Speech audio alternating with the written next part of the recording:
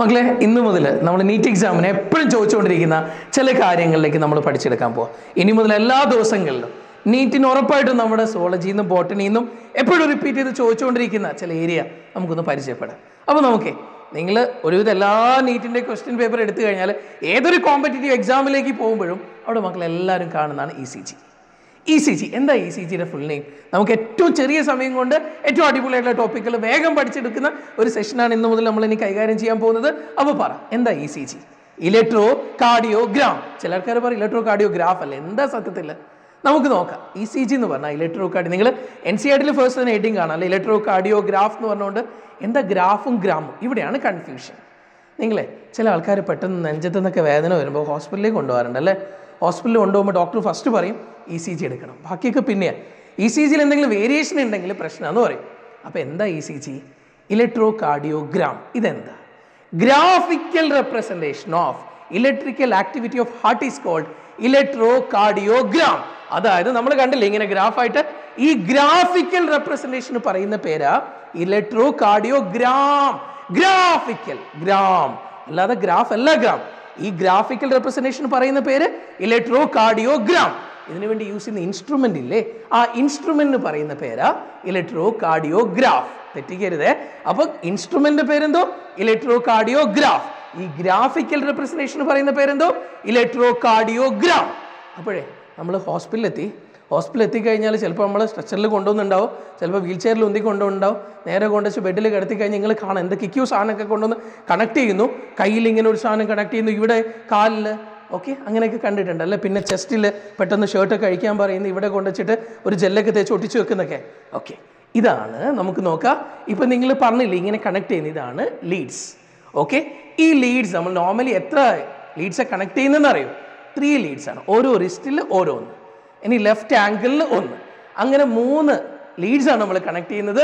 ഓരോ റിസ്റ്റിൽ ഓരോന്ന്, ലെഫ്റ്റ് ആംഗിളിൽ ഒന്ന്. നിങ്ങൾ സാധാരണ ECG എടുക്കുമ്പോൾ റൈറ്റ് ആംഗിളിലും കണക്ട് ചെയ്യാറുണ്ട്. ഓക്കെ, ഇനി 9-12 ലീഡ്സ് വരെ കണക്ട് ചെയ്യും. നമ്മളൊരു എമർജൻസി കേസിലൊക്കെ ആണെങ്കിൽ മൾട്ടിപ്പിൾ ലീഡ്സ് കണക്ട് ചെയ്യും. ഓക്കെ ആണേ. നമ്മൾ ECGനെ കുറിച്ച് നമുക്ക് പറഞ്ഞു തന്ന സയന്റിസ്റ്റിന്റെ പേരാ വില്യം എയ്ൻതോവൻ. എന്തോന്ന്? വില്യം എയ്ൻതോവൻ. പഠിക്കേണ്ട കേട്ടോ, ചോദിക്കൂല.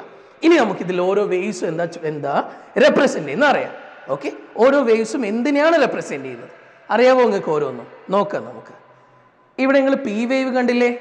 നമ്മുടെ ആട്രിയോ അല്ലേ, നമ്മുടെ ആട്രിയോ അറിയാം, നിങ്ങൾക്ക് വെൻട്രിക്കിൾ അറിയാം. മുകളിൽ ആട്രിയം കുഞ്ഞല്ലേ, വെൻട്രിക്കിൾ വലിയ.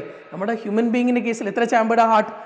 4 ചാമ്പേർഡ് അല്ലെ. ഈ 4 ചാമ്പേർഡ് ഹാർട്ടിൽ 2 ആട്രിയം ഉണ്ട്, 2 വെൻട്രിക്കിൾ ഉണ്ട്.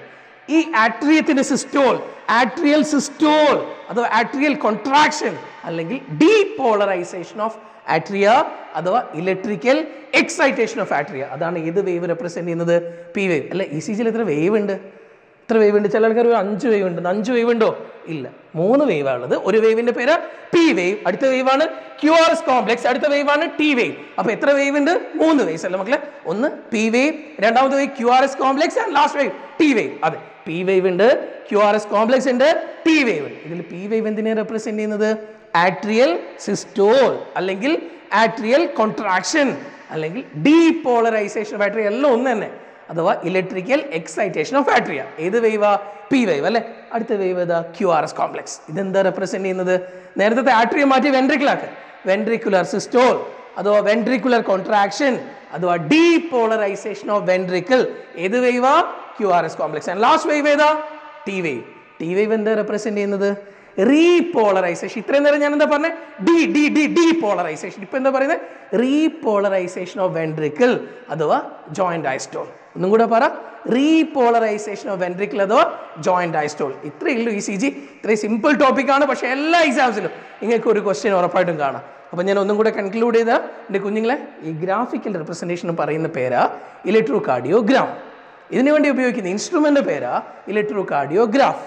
ഇതിൽ എത്രത്തോളം QRS കോംപ്ലക്സ് ഉണ്ടോ അത്രത്തോളമാണ് നമ്മുടെ ഹാർട്ട് റേറ്റ്. നമ്മുടെ ഹാർട്ട് റേറ്റ് അറിയാനേ ഇത് എത്രത്തോളം QRS ഉണ്ട് നോക്കിയാൽ മതി. സാധാരണ ഒരു ECGയിൽ എത്ര വേവ്സ് ഉള്ളത്? 3 വേവ് ഉള്ളത്. P വേവ് ഉണ്ട്, QRS കോംപ്ലക്സ് ഉണ്ട്, T വേവ് ഉണ്ട്. സാധാരണ നമ്മൾ എത്ര ലീഡ്സ് കണക്ട് ചെയ്യുന്നത്?